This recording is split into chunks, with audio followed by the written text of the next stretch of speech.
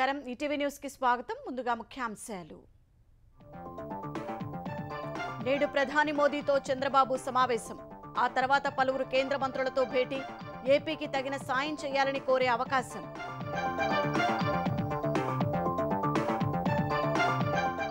పోలవరంలో కొత్త diaphragm wall నిర్మాణం కేంద్ర జల సంఘం నిర్ణయం విదేశీ నిపుణుల నివేదిక ఆధారంగా నిర్మాణాలు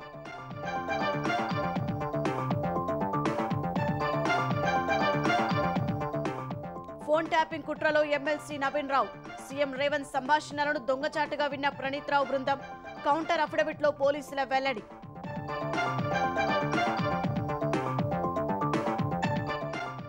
నేటి నుంచి తెలంగాణ మండలాలు జెడ్పీల్లో ప్రత్యేక అధికారుల పాలన ఉత్తర్వులు జారీ చేసిన ప్రభుత్వం కులగణన కోసం స్థానిక ఎన్నికలు వాయిదా మళ్లీ ఆసుపత్రిలో చేరిన అడ్వాణి ఆరోగ్యం నిలకడగా ఉందన్న వైద్యులు సీనియర్ న్యూరాలజిస్ట్ పర్యవేక్షణలో చికిత్స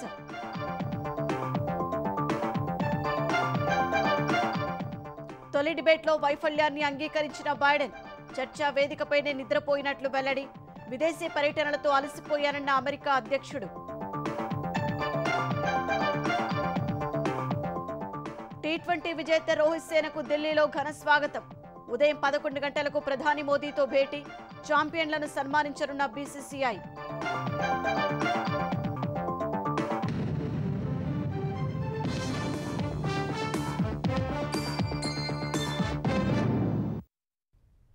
ఆంధ్రప్రదేశ్ ముఖ్యమంత్రి చంద్రబాబు నాయుడు ఇవాళ ప్రధాని నరేంద్ర మోదీతో సమావేశం కానున్నారు. ఈ నెల చివరి వారంలో కేంద్రం పూర్తి స్థాయిలో బడ్జెట్ ప్రవేశపెట్టనున్న తరుణంలో ఏపీ ఎదుర్కొంటున్న ఇబ్బందులను ప్రధాని దృష్టికి తీసుకెళ్లి సాయం కోరనున్నట్లు సమాచారం.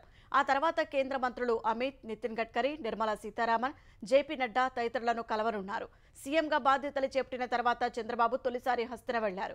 విభజన హామీల అమలు, పోలవరం ప్రాజెక్టుకు నిధులు, ఏపీకి ప్రత్యేక ఆర్థిక సాయం, ఆహార శుద్ధి యూనిట్ల ఏర్పాటుకు సహకారం, పారిశ్రామిక రాయితీలు, మౌలిక వస్తుల ప్రాజెక్టుల మంజూరు వంటి అంశాల్లో సహకారం అందించాలని ప్రధాని మోదీ సహా కేంద్ర మంత్రులను కోరనున్నారు. ఏపీ ఆర్థిక పరిస్థితిపై నివేదికలు సమర్పించనున్నట్లు సమాచారం. కేంద్ర బడ్జెట్లో ఏపీకి న్యాయం చేసేలా కేటాయింపులు చేయాలని చంద్రబాబు కోరే అవకాశం ఉంది. పోలవరంలో దెబ్బతిన్న డయాఫ్రమ్ వాల్ అంశంపై స్పష్టత వచ్చింది. కొత్త డయాఫ్రమ్ వాల్ నిర్మించాలని కేంద్రం నిర్ణయించింది. అయితే కొత్త డయాఫ్రమ్ వాల్ ఎక్కడ నిర్మించాలి, ప్రస్తుతం ఉన్న డయాఫ్రమ్ వాల్ కు ఎంత దూరంలో ఉండాలనే విషయమై విదేశీ నిపుణుల నివేదిక ఆధారంగా నిర్ణయం తీసుకోనున్నారు. పోలవరం ప్రాజెక్టులో 4 రోజులు పర్యటించిన విదేశీ నిపుణులు ఇక్కడి సాంకేతిక సవాళ్లు, సమస్యలపై అధ్యయనం చేశారు. నిపుణులు గమనించిన అంశాలపై వారితో చర్చించేందుకు కేంద్ర జలసంఘం చైర్మన్ కుష్విందర్ ఓహ్రా బుధవారం ఢిల్లీ నుంచి వీడియో కాన్ఫరెన్స్ నిర్వహించారు. అయితే కేంద్ర జలసంఘం చీఫ్ ఇంజనీర్, విదేశీ నిపుణులు చైర్మన్ ఓహ్రాకు అప్పటికే ఒక నివేదిక పంపారు. విదేశీ నిపుణులు 4 తమ అభిప్రాయాలు తెలియజేశారు. చూసిన అంశాలు, అభిప్రాయాలు, చర్చల ఆధారంగా మాత్రమే తుది నిర్ణయాలకు రాలేమన్నారు. ఉన్న నివేదికల్ని అధ్యయనం చేసేందుకు తగినంత సమయం దొరకలేదని, వాటన్నింటినీ అధ్యయనం చేసి 2 వారాల్లోగా మధ్యంతర నివేదిక ఇస్తామని ఓహ్రాకు చెప్పారు. ఆ నివేదిక ఆధారంగా ప్రాజెక్టు నిర్మాణంలో ఎలా ముందుకెళ్లాలో ప్రణాళిక రచించుకోవాలని చైర్మన్ వెల్లడించారు. నిపుణుల నివేదికల్ని ఆధారంగా తీసుకుని ఇప్పటికే అంతర్జాతీయ డిజైన్ నిపుణులు పోలవరంలో పనిచేస్తున్నారు. ఎగువ కాఫర్ డ్యాంలో నిర్మాణపరంగా ఎలాంటి భద్రతా లోపాలు కనిపించడం లేదని విదేశీ నిపుణులు పేర్కొన్నారు. సీపేజీ విషయంలో ప్రస్తుత పరిస్థితిని అధిగమించేందుకు మార్గాలు ఉన్నాయేమో చూస్తామన్నారు. కాని పక్షంలో సీపేజీని ఎప్పటికప్పుడు తగ్గించుకుంటూ నిర్మాణం కొనసాగించేందుకు ప్రత్యామ్నాయ మార్గాలు చూసుకోవాల్సి వస్తుందని చెప్పారు. ఇది కేవలం తమ ప్రాథమిక అభిప్రాయం మాత్రమేనని చెప్పారు. ప్రస్తుతం అక్కడ 4 బోరు గుంతలు తవ్వించి తాము చెప్పిన పద్ధతిలో సమాచారం సేకరించాలన్నారు. ప్రస్తుతం 2 బోరు గుంతల సమాచారం మాత్రమే వచ్చింది. మొత్తం 18 బోర్ హోల్స్ తవ్వి సమాచారం సేకరించిన తర్వాత పూర్తి స్పష్టత వస్తుందన్నారు. మధ్యంతర నివేదికలో దీనిపై స్పష్టమైన అభిప్రాయం తెలియజేస్తామని నిపుణులు వెల్లడించారు. పోలవరం వద్ద గోదావరిలో బంకమట్టి ఉన్నందున కట్టడాల నిర్మాణంలో స్టోన్ కాలంల నిర్మాణంపైన చర్చించారు. బంకమట్టి పరిస్థితులు ఉన్నా నిర్మాణాలు చేపట్టవచ్చని భరోసా ఇచ్చారు. విదేశీ నిపుణుల రాకతో పోలవరంలో ఒక భరోసా, సానుకూల పరిస్థితులు ఏర్పడ్డాయని ఇంజనీరింగ్ అధికారులు అంటున్నారు. ఆంధ్రప్రదేశ్లో ఈ నెల 28న జరగాల్సిన గ్రూప్ 2 మెయిన్స్ వాయిదా పడింది. ఈ మేరకు ఏపీపీఎస్సీ ప్రకటనలో తెలిపింది. ప్రిలిమినరీ పరీక్ష ఫలితాల విడుదల, మెయిన్స్ మధ్య కనీసం 5 నెలలు గడువు ఉండాల్సి ఉన్నా కేవలం 3 నెలలపై పరీక్ష నిర్వహించేందుకు ఏపీపీఎస్సీ ఏర్పాట్లు చేసింది. దీంతో ఆందోళనకు గురైన అభ్యర్థులు మరికొంత సమయం కోరుతూ ఏపీపీఎస్సీకి వినతులు పంపారు. వారి సమస్యపై ఈటీవీలోనూ ఒక కథనం ప్రసారమైంది. నిరుద్యోగుల అభిప్రాయాలపై సమగ్రంగా చర్చించిన పబ్లిక్ కమిషన్ అధికారులు మెయిన్స్ పరీక్ష వాయిదా వేయాలని నిర్ణయం తీసుకున్నారు. పాలనాపరమైన కారణాలతో పరీక్ష వాయిదా వేస్తున్నట్లు వెల్లడించిన ఏపీపీఎస్సీ త్వరలో కొత్త పరీక్షా తేదీ ప్రకటించనున్నట్లు పేర్కొంది. ఏపీపీఎస్సీ చైర్మన్ గౌతమ్ సవాంగ్ రాజీనామా చేశారు. ఆయన రాజీనామాను గవర్నర్ అబ్దుల్ నజీర్ బుధవారం ఆమోదించినట్టు సమాచారం. వైకాపా హయాంలో కొంతకాలం డీజీపీగా కొనసాగిన సవాంగ్ ఉద్యోగ విరమణకు 2 ఏళ్ల ముందే రాజీనామా చేశారు. గత ప్రభుత్వం ఆయన్ను ఏపీపీఎస్సీ చైర్మన్ గా నియమించింది. 2022 మార్చిలో బాధ్యతలు చేపట్టిన సవాంగ్ వైకాపాతో అంటకాగిన అధికారిగా విమర్శలు ఎదుర్కొన్నారు. ఢిల్లీ పర్యటనలో ఉన్న ముఖ్యమంత్రి రేవంత్ రెడ్డి ఇవాళ ప్రధానమంత్రి నరేంద్ర మోదీతో సమావేశం కానున్నారు. ఆ తర్వాత కేంద్ర హోంమంత్రి అమిత్ షాను కూడా కలవనున్నట్లు సమాచారం. కేంద్ర బడ్జెట్లో తెలంగాణకు న్యాయం జరిగేలా కేటాయింపులు చేయాలని ప్రధాని మోదీ కేంద్ర మంత్రి అమిత్ షాను కోరనున్నట్లు తెలుస్తోంది. అలాగే కేంద్రం నుంచి తెలంగాణకు రావాల్సిన నిధులు త్వరగా విడుదల చేయాలని విజ్ఞప్తి చేయనున్నట్లు సమాచారం. ఈ సమావేశంలో పాల్గొనేందుకు తెలంగాణ ఉప ముఖ్యమంత్రి భట్టి విక్రమార్క కూడా ఢిల్లీకి వెళ్లనున్నారు. తెలంగాణలో సంచలనం సృష్టించిన ఫోన్ ట్యాపింగ్ కేసు దర్యాప్తులో మరికొన్ని కొత్త విషయాలు వెలుగులోకి వచ్చాయి. ఈ కుట్రలో ఎమ్మెల్సీ నవీన్ రావు పాత్ర కూడా ఉన్నట్లు పోలీసులు చెప్పారు. నవీన్ రావుతో పాటు మీడియా ఛానల్ నిర్వాహకుడు శ్రవణ్ రావు సూచనతోనే ప్రణీత్ రావు బృందం ఫోన్ ట్యాపింగ్ చేసినట్లు హైకోర్టుకు సమర్పించిన కౌంటర్ అఫిడవిట్లో పోలీసులు వెల్లడించారు. సీఎం రేవంత్ రెడ్డి సహా ఇతర ప్రముఖుల సంభాషణలను దొంగచాటుగా విన్నట్లు తెలిపారు.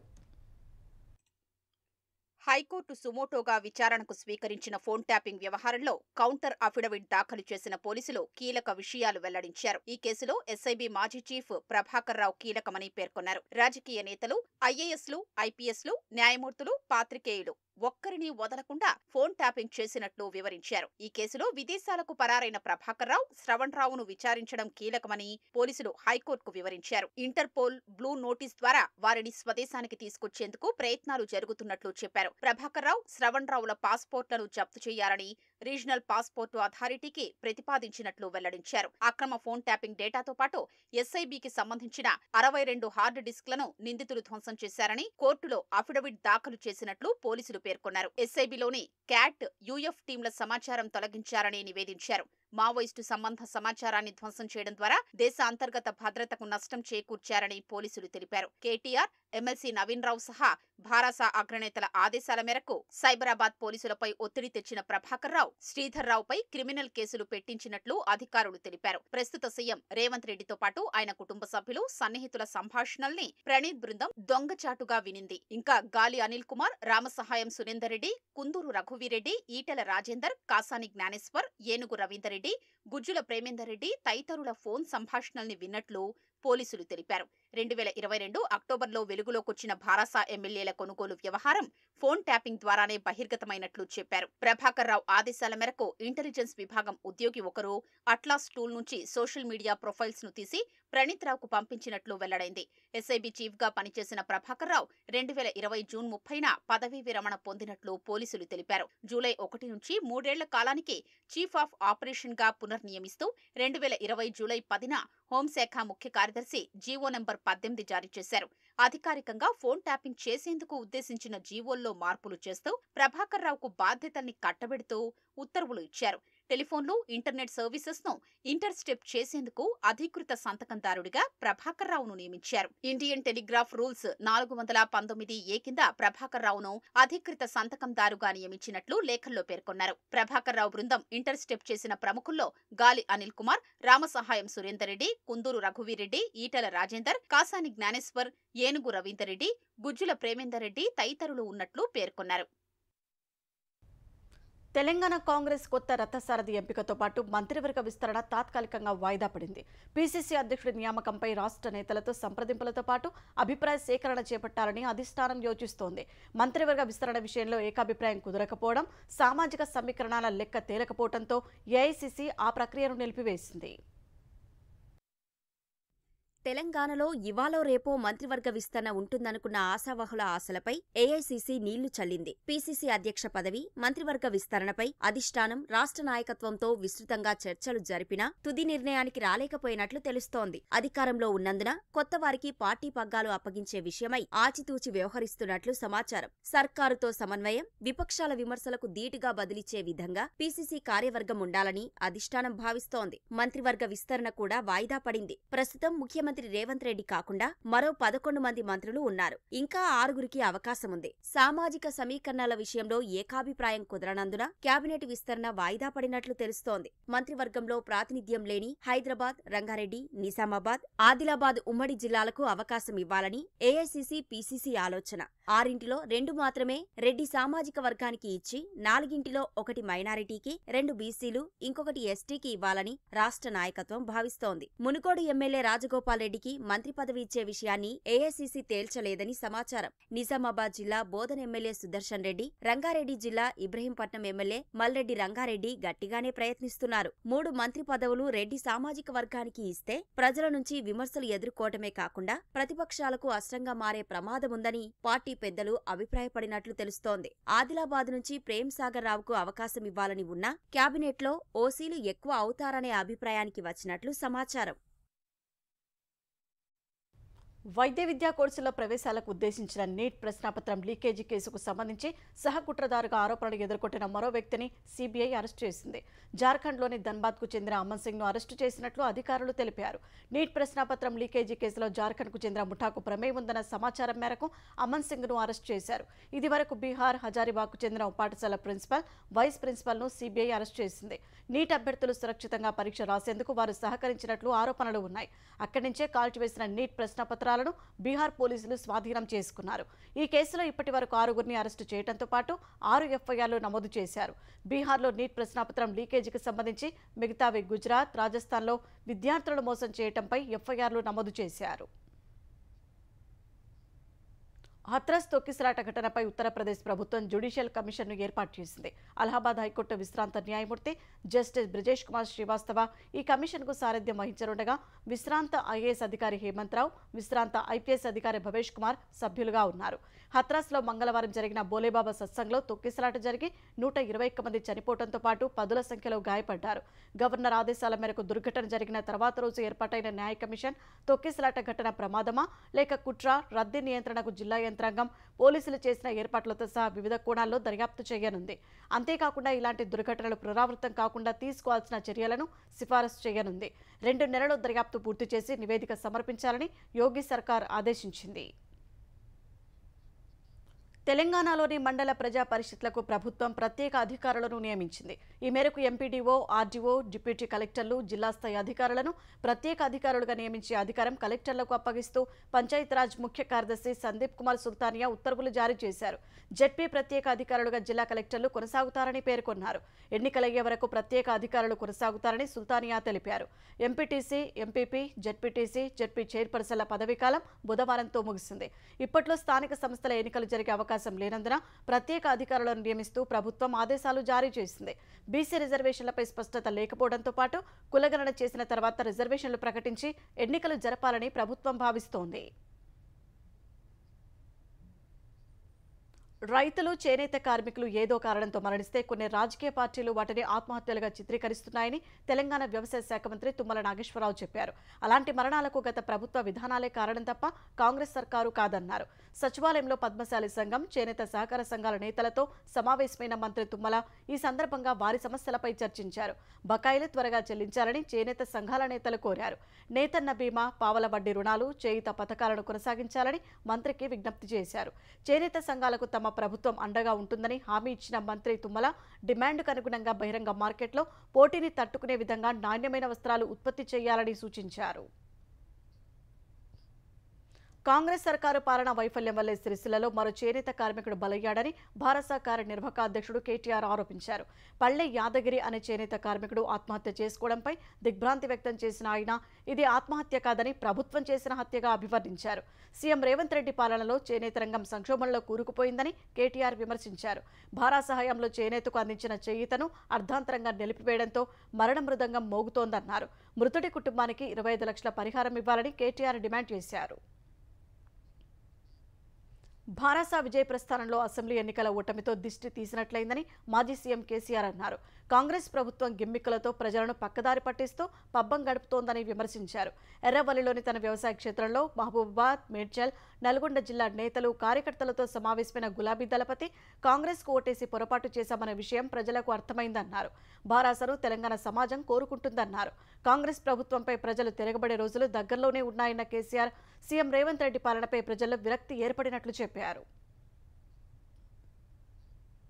తెలంగాణలో కాంగ్రెస్ సర్కార్ అధికారం చేపట్టి 7 నెలలైనా ఎన్నికల్లో ఇచ్చిన హామీలు అమలు చేయటం లేదని మెదక్ ఎంపీ రఘునందన్ రావు మండిపడ్డారు.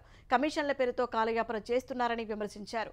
వరంగల్లో రైతు డిక్లరేషన్ పేరుతో ప్రకటించిన హామీలు ఏమయ్యాయని రఘునందన్ రావు ప్రశ్నించారు. పుట్టెడు కష్టాల్లో ఉన్న రైతులను పట్టించుకోకుండా ఢిల్లీ చుట్టూ ప్రదక్షిణ చేస్తున్నారని దుయ్యబట్టారు. అన్నదాతలు ఎదుర్కొంటున్న సమస్యలను వెంటనే పరిష్కరించాలని డిమాండ్ చేశారు. 5 రోజులు ఢిల్లీలో ఉన్న సీఎం రేవంత్ రెడ్డి రాజకీయాలు తప్ప రైతుల గురించి ఆలోచించలేదని రఘునందన్ రావు ఆరోపించారు. సంపూర్ణంగా రైతు భరోసా ఇలా వీరు కేబినెట్ లో సబ్ కమిటీలో సభ్యులను వేసిన గౌరవనీయులు ఉప ముఖ్యమంత్రి బట్టి విక్రమార్క గారు ఉన్నారు. ఈ బొమ్మల ఓల్డ్ సిటీ మీద ఐడియా లేదు, న్యూ సిటీ మీద ఐడియా లేదు, మెట్రో మీద ఐడియా లేదు, కరెంటు బిల్లుల మీద ఐడియా లేదు, ఇందిరమ్మ రైతు భరోసా మీద లేదు, సోనియమ్మ రైతు రాజ్యం మీద లేదు. అసలు వాళ్ళకి ఇదేముందన్న? ఎంతసేపు అధికారాన్ని కాపాడుకోవడం. 5 రోజులు ఉంటాడా? ఎవరు పిసిసి అధ్యక్షుడు అనేది డిసైడ్ కావడానికి 5 రోజులు ఢిల్లీలో కాలయాపన వచ్చింది. కానీ ఇందిరమ్మ రైతు భరోసా కోసం మాట్లాడేందుకు అవకాశం లేదు ఆయనకి.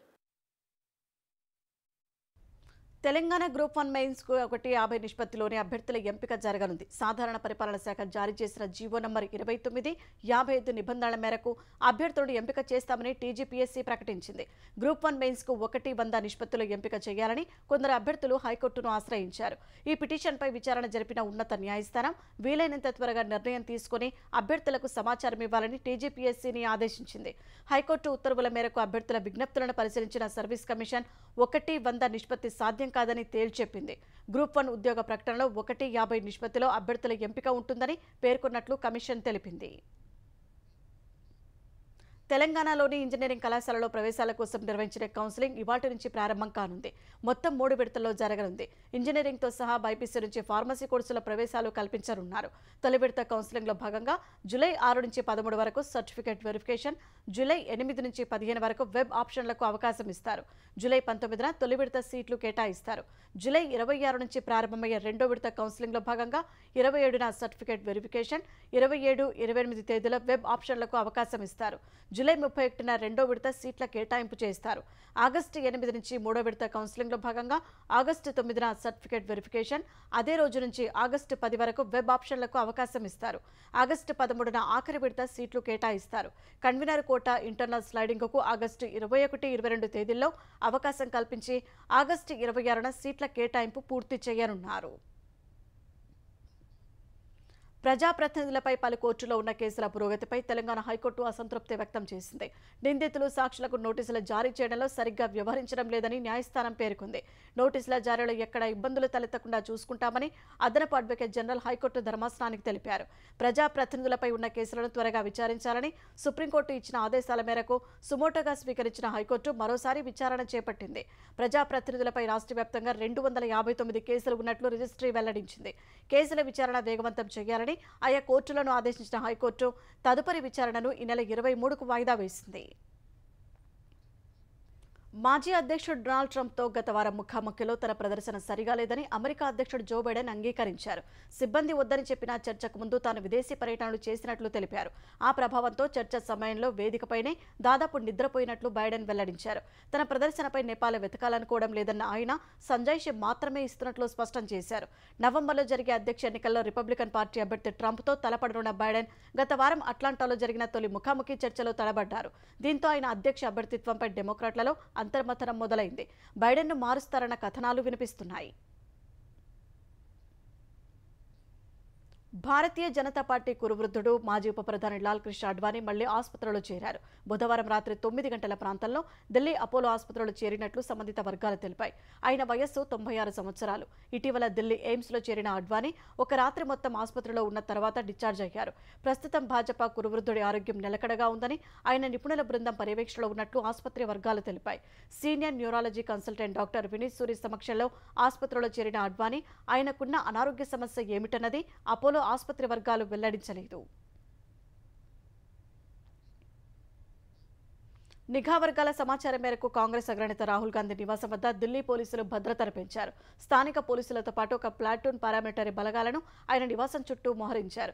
లోక్సభలో సోమవారం ప్రసంగించిన రాహుల్ గాంధీ భారతీయ జనతా పార్టీకి వ్యతిరేకంగా చేసిన వ్యాఖ్యలు దుమారం రేపాయి. ఆ పార్టీ శ్రేణిలో రాహుల్ నివాసం వద్ద ఆందోళనకు దిగే ప్రమాదముందన్న సమాచారం మేరకు భద్రతను పెంచారు. రాహుల్ నివాసం చుట్టూ 24 గంటలు అప్రమత్తంగా ఉండాలని స్థానిక పోలీసులకు సూచించారు. జెడ్+ భద్రత కలిగిన రాహుల్కు సిఆర్పీఎఫ్ బృందాలు భద్రత కల్పిస్తున్నాయి. భాజపాను ఉద్దేశించి రాహుల్ చేసిన వ్యాఖ్యలకు వ్యతిరేకంగా భాజపా శ్రేణులు బుధవారం ఆందోళనకు దిగాయి. కాంగ్రెస్ పార్టీ కార్యాలయం వైపు వెళ్లేందుకు ప్రయత్నించగా పోలీసులు వారిని అడ్డుకున్నారు. అస్సోంలో వరద పరిస్థితి అంతకంతకు విషమిస్తోంది. ఇప్పటి వరకు 8 మంది మృతి చెందగా 27 జిల్లాల పరిధిలోని 16.25 లక్షల మంది నిరాశ్రయులయ్యారు. ఈ మేరకు అధికారులు ప్రకటన చేశారు. సోనిత్పూర్ జిల్లా తేజ్పూర్లో 2, మోరిగావ్, దిబ్రూఘడ్, దరాంగ్, గోలాఘాట్, బిస్వనాథ్, తిన్సుకియా ప్రాంతాల్లో ఒక్కొక్కరు మృతి చెందినట్లు చెప్పారు. 24 జిల్లాల పరిధిలోని 515 వరద సహాయక శిబిరాల్లో దాదాపు 4 లక్షల మంది తలదాచుకుంటున్నారు. 8,400 మందిని సహాయక బృందాలు కాపాడినట్లు అధికారులు చెప్పారు. ప్రస్తుతం 2,800 గ్రామాలు వరద గుప్పిడిలో చిక్కుకోగా 42,478 హెక్టార్లలో వివిధ రకాల పంటలు నీట మునిగినట్లు తెలిపారు. వరదల కారణంగా పలు జిల్లాల్లో రోడ్లు, వంతెనలు, ఇతర మౌలిక సదుపాయాలు దెబ్బతిన్నట్లు చెప్పారు. ఈ ఏడాదిలో ఇప్పటి వరకు అస్సాంలో సంభవించిన ప్రకృతి విపత్తుల్లో చనిపోయిన వారి సంఖ్య 56కు చేరినట్లు అధికారులు తెలిపారు.